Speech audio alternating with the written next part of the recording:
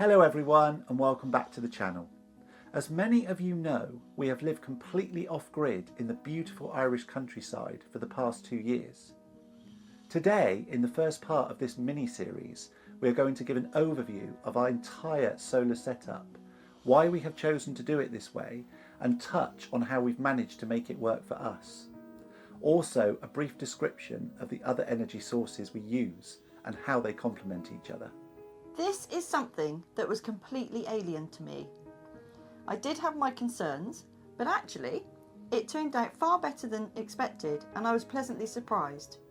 Now, before we get into the detail, it's vital to note that one of the key things of making off-grid solar work is understanding where it can benefit you most and, just as importantly, accepting its limitations. We have personally found that being realistic and willing to make lifestyle changes is crucial to its success. This doesn't necessarily mean major sacrifices, but compromise is a must. Firstly, before you can feel the benefits of a successful energy yield whilst having a much lower carbon footprint and at a considerably cheaper cost, a change of mindset is required. In context, there are several different ways of facilitating what's needed to support everyday life, and they don't all have to rely on the heavy use of electricity. For example, the energy required for heating, cooking, personal hygiene and boiling water can all be achieved with gas. Washing machines, tumble dryers and the indispensable hairdryer we will cover later on. Studies have shown that a single unit of propane or LPG emits up to 43% fewer greenhouse gases as it takes to produce the same amount of energy from mains grid electricity. This is largely due to the burning of coal to supply our power stations. Of course, the world is in the process of change, with wind power and solar farms becoming more and more prominent. However, it will take many years to redress the balance, so resources for our purposes have to be current. For us, LPG alongside solar is the more environmental option. We personally use refillable bottles, although most people will be more familiar with the exchangeable type. The ones we use are also extremely cost efficient, as we have access to an LPG filling station. Using the correct bottle is paramount, as the refillable ones we use have a safety shut-off valve that is activated when full. We will cover this in more detail, along with where we purchased our bottles, in part 2 of the series. Now, the hard truth is that in our opinion, it's unrealistic to believe that off-grid solar will replace the mains electricity that is commonly found in the everyday home 24/7, 365 days a year. But of course there are exceptions. Even the largest of systems would struggle with power-hungry appliances such as kettles, toasters, washing machines, tumble dryers and dishwashers on a regular basis.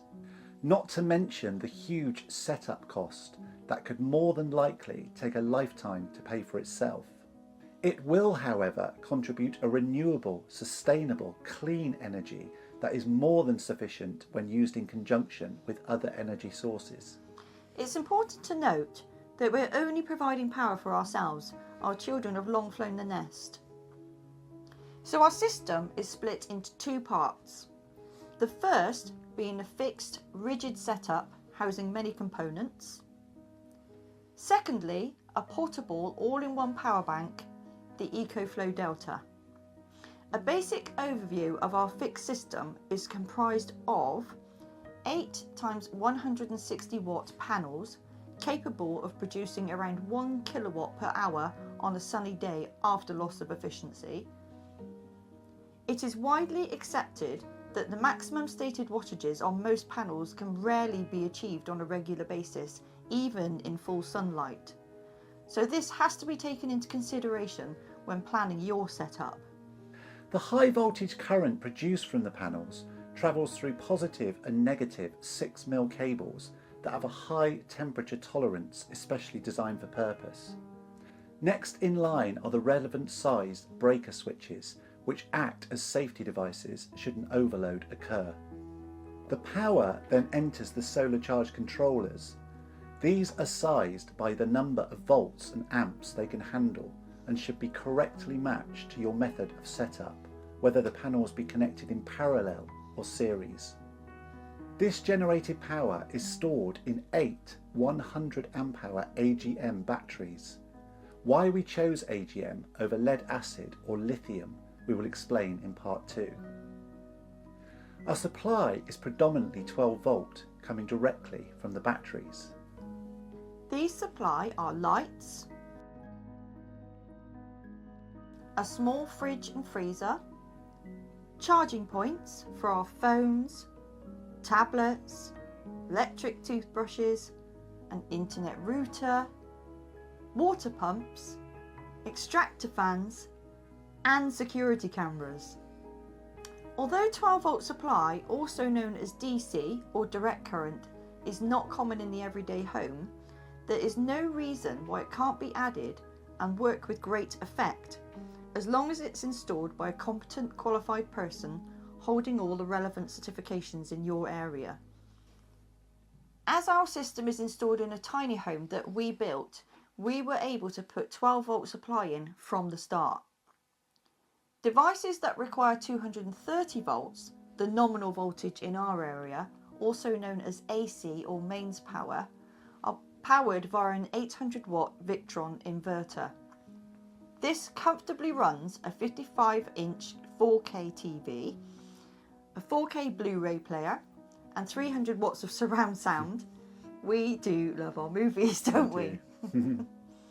It also runs a PS4 and charges our laptop and power tool batteries.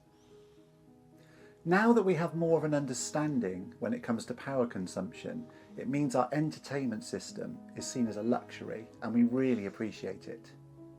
To us, life is now a fulfilled balance and we are comfortable with the fact that with the many changes that we have made, this allows us a little more time in front of the big screen TV.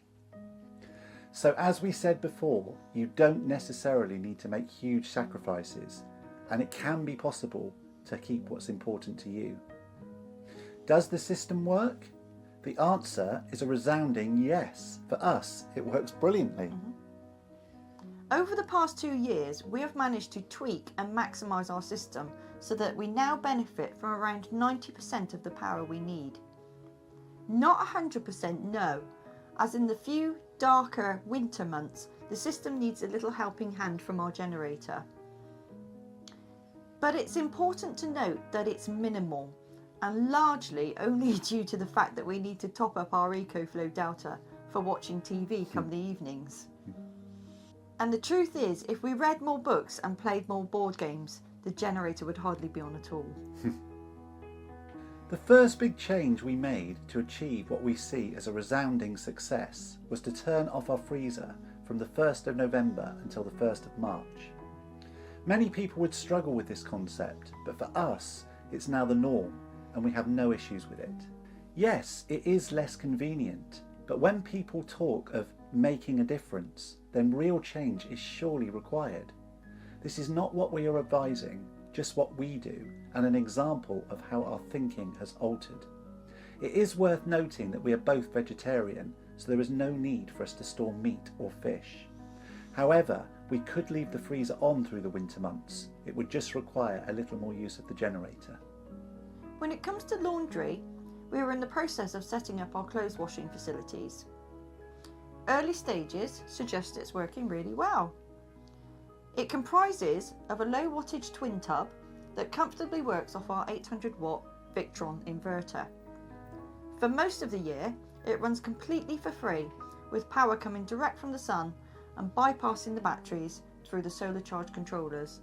We heat our water separately on our dual rocket stove with twigs and sticks, and this is sent directly to the machine via a 12 volt pump. The twin tub only runs for 10 minutes per wash and 5 minutes per rinse and spin. We use eco-friendly products and our clothes come out clean and fresh. We don't notice any considerable difference from using a conventional machine, which would consume much more energy and take far longer to complete a cycle. We do note that the drum size is smaller and double the amount of loads may be required to do a standard size wash. However, this is still more energy efficient, and even with the extra inconvenience, it is well worth the effort, knowing that we are helping to make a difference. We have an outside covered area where our clothes can dry in the warmer months. Those of you who have seen our previous videos will know that it's mostly been trashed by the recent storms. So we will be making a new, stronger version in due course. So for now, and in winter, when the days are shorter and darker, we wash and dry our clothes at the laundrette. This also helps with larger items. It's no fuss, as we just combine it with a shopping trip, and it's relatively inexpensive. At the present time, this is unavoidable. However, we are looking at various ways of how we can wash and dry our laundry full time at home, including during the winter. This is currently in the design phase and will feature in a later video. When it comes to cooking, comprising of a hob, oven and grill, we run on gas. Also running on LPG, we have an extremely efficient external boiler providing hot water for washing up, hand hygiene and showering. A very economical diesel heater provides our warmth during the colder months and also doubles as an efficient hairdryer.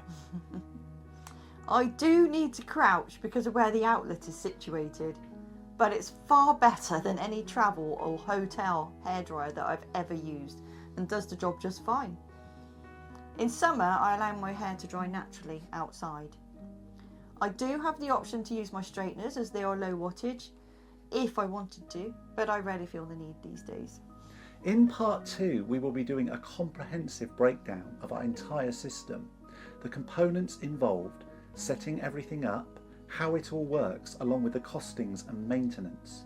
So if you're not already, please subscribe, hit the notification bell, and we'll see you soon. Thanks for watching. Bye.